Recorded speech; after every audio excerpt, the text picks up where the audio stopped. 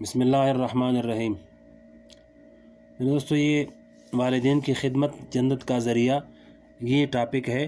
اس کا کچھ حصہ ہم نے پہلے ویڈیو میں پڑھا ہے، تو یہ ابھی اگلی ویڈیو میں پڑھ رہے ہیں۔ فرمایا کہ اس حدیث میں دوسرے نمبر پر افضل عمل والدین کے ساتھ حسن سلوک کو قرار دیا، اور تیسرے نمبر پر جہاد فی سبیل اللہ۔ گویا کہ والدین کی اطاعت اور ان کے ساتھ حسن سلوک کو جہاد جیسی عبادت پر فوقیت عطا فرمائی ہے۔ حالانکہ آپ جانتے ہیں کہ جہاد اتنی بڑی عبادت ہے اور اس کے اتنے فضائل ہیں کہ حدیث میں آتا ہے کہ جو شخص اللہ کے راستے میں جہاد کرے اور اس جہاد میں شہید ہو جائے تو اللہ جل شانہ اس کو دنیا سے اس طرح گناہوں سے پاک صاف کر کے لے جاتے ہیں جس طرح کہ آج ماں کے پیٹ سے پیدا ہوا ہو۔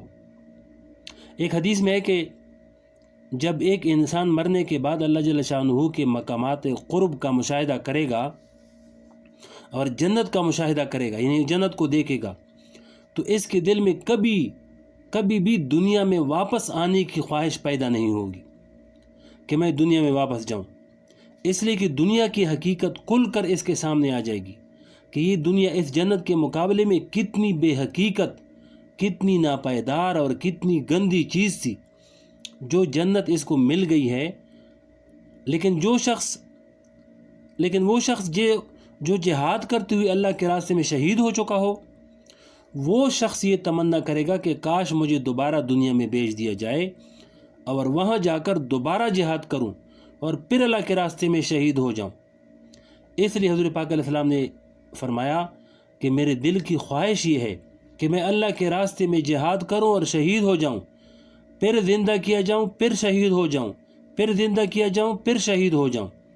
تو جنت میں جانے کے بعد کوئی اللہ کا بندہ دنیا میں واپس آنے کی خواہش نہیں کرے گا سوائے شہید کے، کہ وہ اس بات کی خواہش کرے گا کہ جہاد، اس لیے جہاد کی اتنی بڑی فضیلت ہے۔ لیکن والدین کی اطاعت اور ان کے ساتھ حسن سلوک کو جہاد پر بھی مقدم رکھا ہے۔ اس لیے بزرگوں نے فرمایا کہ جتنے حقوق العباد ہیں، ان میں سب سے مقدم حق والدین کا ہے۔ اس سے واجب الاحترام حق دنیا میں کسی اور کا نہیں ہے، کیونکہ اللہ تعالیٰ نے والدین کو انسان کے وجود کا ذریعہ بنایا ہے، اس لیے ان کا حق بھی سب سے زیادہ رکھا ہے۔ اللہ جل شانہ نے ان کے ساتھ حسن سلوک کا اتنا اجر رکھا ہے کہ حدیث شریف میں آتا ہے کہ اگر کوئی شخص ایک مرتبہ اپنے والدین کو محبت کی نگاہ سے دیکھے تو اس کے بدلے میں اللہ تعالیٰ اس کو ایک حج اور عمرے کا ثواب عطا فرماتے ہیں۔ یاد رکھیے، اس دنیا میں جتنی محبتیں اور تعلقات ہیں، ان تمام محبتوں اور تعلقات میں انسان کو کوئی نہ کوئی غرض وابستہ ہوتا ہے۔ اس دنیا میں بے غرض محبت نہیں ملے گی سوائے والدین کی محبت کے، یعنی والدین کی اپنی اولاد کے ساتھ جو محبت ہوتی ہے وہ بے غرض ہوتی ہے۔ اس محبت میں ان کا اپنا کوئی مفاد اور کوئی غرض شامل نہیں ہوتا، اس کے علاوہ کوئی محبت بے غرض نہیں۔ مثلا شوہر بیوی سے محبت کرے تو اس میں غرض شامل ہے، بیوی شوہر سے محبت کرے تو اس میں غرض ہے، بائی سے محبت کرے یا ایک دوست دوسرے دوست سے محبت کرے، غرض یہ کہ جتنے تعلقات ہیں سب کے محبت میں غرض شامل ہے۔ ان سب میں کوئی نہ کوئی غرض کار فرما ہوتی ہے، لیکن ایک محبت وہ بے غرض ہوتا ہے، غرض سے پاک ہے، وہ ماں باپ کی محبت ہے۔ یعنی ماں باپ اپنی اولاد سے جو محبت کرتے ہیں، اس میں ان کی ذات کی کوئی غرض شامل نہیں ہوتی۔ ان کا جذبہ تو ہوتا ہے کہ اپنی جان بھی چلی جائے لیکن اولاد کو فائدہ پہنچ جائے، اس لیے اللہ جل شانہ نے حقوق میں ان کا درجہ سب سے زیادہ رکھا اور جہاد فی سبیل اللہ پر بھی اس کو مقدم فرمایا۔ ایک اور حدیث شریف میں آتا ہے کہ ایک صحابی حضور پاک علیہ السلام کی خدمت میں حاضر ہوئے اور آ کر عرض کہ یا رسول اللہ، میرا بہت دل چاہتا ہے کہ میں اللہ کے راستے میں جہاد کروں، اور جہاد سے میرا مقصد صرف یہ ہے کہ اللہ جل شانہ مجھ سے راضی ہو جائیں اور اس پر مجھے اجر و ثواب مل جائے، صرف اسی غرض کے لیے جہاد میں جانا چاہتا ہوں۔ حضور پاک صلی اللہ علیہ وسلم نے فرمایا کہ کیا تم واقعی ثواب حاصل کرنے کے لیے جہاد کرنا چاہتے ہو؟ انہوں نے جواب دیا کہ ہاں یا رسول اللہ، میں صرف ثواب حاصل کرنا چاہتا ہوں۔ آپ نے فرمایا کہ کیا تمہارے والدین زندہ ہیں؟ انہوں نے عرض کیا کہ یا رسول اللہ میرے والدین زندہ ہیں۔ آپ نے فرمایا کہ جاؤ اور جا کر ان کی خدمت کرو، اس لیے کہ اگر تمہیں اجر حاصل کرنا ہے تو پھر والدین کی خدمت کر کے تمہیں جو اجر حاصل ہوگا وہ اجر جہاد سے بھی حاصل نہیں ہوگا۔ ایک روایت میں یہ الفاظ آئے ہیں فَفِيهِمَا فَجَاهِدْ، یعنی جا کر ان کی خدمت کر کے جہاد کرو۔ ان روایات میں والدین کی خدمت کو جہاد سے بھی زیادہ فوقیت عطا فرمائی ہے۔ فرمایا کہ اپنا شوق پورا کرنا دین نہیں ہے۔ ہمارے حضرت ڈاکٹر عبدالحی صاحب رحمۃ اللہ علیہ ایک بات فرمایا کرتے تھے، یہ بات ہمیشہ یاد رکھنے کی ہے۔ فرماتے تھے کہ بھائی اپنا شوق پورا کرنے کا نام دین نہیں ہے، بلکہ اللہ اور اللہ کے رسول صلی اللہ علیہ وسلم کی اتباع کا نام دین ہے۔ یہ دیکھو کہ اللہ اور اللہ کے رسول کی طرف سے اس وقت کیا حکم ہے، کیا تقاضا ہے، بس اس تقاضے کو پورا کرو، اس حکم کو پورا کرو، اس کا نام دین ہے۔ اس کا نام دین نہیں کہ مجھے فلاں چیز کا شوق ہو گیا ہے، اس شوق کو پورا کر رہا ہوں۔ مثلا کسی کو اس بات کا شوق ہو گیا کہ میں ہمیشہ پہلی صف میں نماز پڑھوں، کسی کو اس بات کا شوق ہو گیا کہ میں جہاد پر جاؤں، کسی کو اس بات کا شوق ہو گیا کہ میں تبلیغ و دعوت کے کام میں نکلوں۔ اگرچہ یہ سب کام دین کے کام ہیں اور باعث اجر و ثواب ہیں، لیکن یہ دیکھو کہ اس وقت کا تقاضا کیا ہے، اس وقت اہم کون سا ہے۔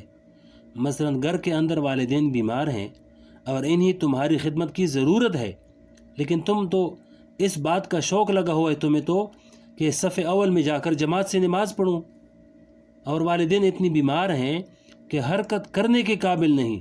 اب اس وقت میں تمہارے لیے اللہ تعالیٰ کی طرف سے تقاضا یہ ہے کہ اول صف میں نماز کو چھوڑو اور والدین کی خدمت انجام دو اور ان کے ساتھ حسن سلوک کرو اور نماز گھر کے اندر تنہا پڑھ لو۔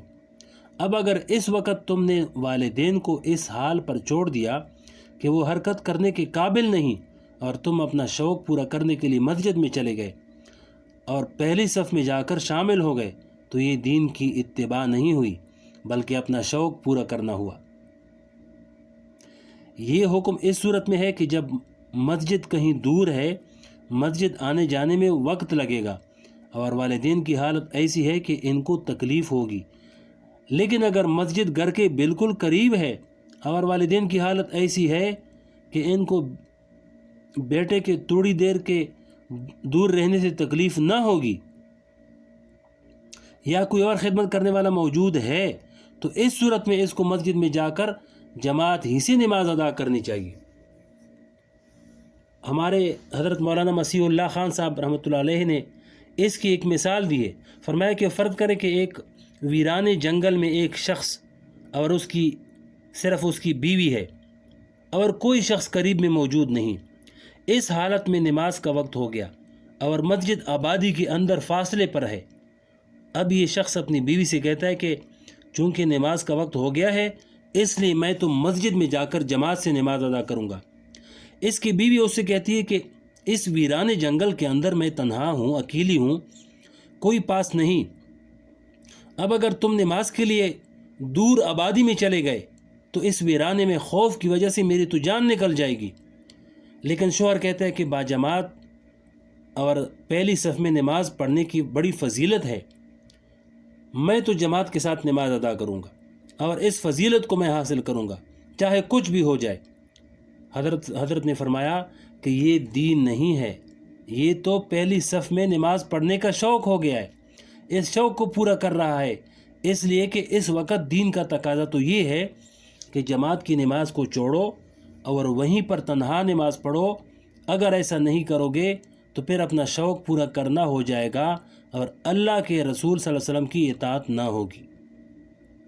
یا مثلا گھر میں والدین بیمار ہیں، بیوی بچے بیمار ہیں اور ان کو آپ کی خدمت کی ضرورت ہے، لیکن آپ کو تبلیغ میں جانے کا شوق ہو گیا اور آپ نے کہا کہ میں تبلیغ میں جاتا ہوں۔ دیکھیے، ویسے تبلیغ میں جانا بڑا ثواب کا کام ہے، لیکن اس حالت میں جب کہ والدین یا بیوی بچوں کو تمہاری خدمت کی ضرورت ہے اور تمہاری خدمت کے بغیر ان کا کام نہیں چلے گا، تو اس حالت میں یہ اپنا شوق پورا کرنا ہوگا، یہ دین کا تقاضا نہ ہوگا، اور یہ دین اپنا شوق پورا کرنے کا نام نہیں ہے، بلکہ اللہ اور اللہ کے رسول صلی اللہ علیہ وسلم کا حکم ماننے کا نام دین ہے۔ جس وقت جس کام کا تقاضا ہو اس وقت اس کو انجام دو۔ آپ نے اس حدیث میں دیکھا کہ ایک صحابی آئے اور عرض کیا کہ یا رسول اللہ، میں جہاد میں جانا چاہتا ہوں، لیکن آپ نے ان کو منع فرما دیا اور فرمایا کہ تمہارے لیے حکم یہ ہے کہ جا کر والدین کی خدمت کرو۔ آگے اور اویس قرنی رحمۃ اللہ علیہ کا واقعہ بھی لکھا ہے، اس کو اگلی ویڈیو میں انشاءاللہ بتائیں گے۔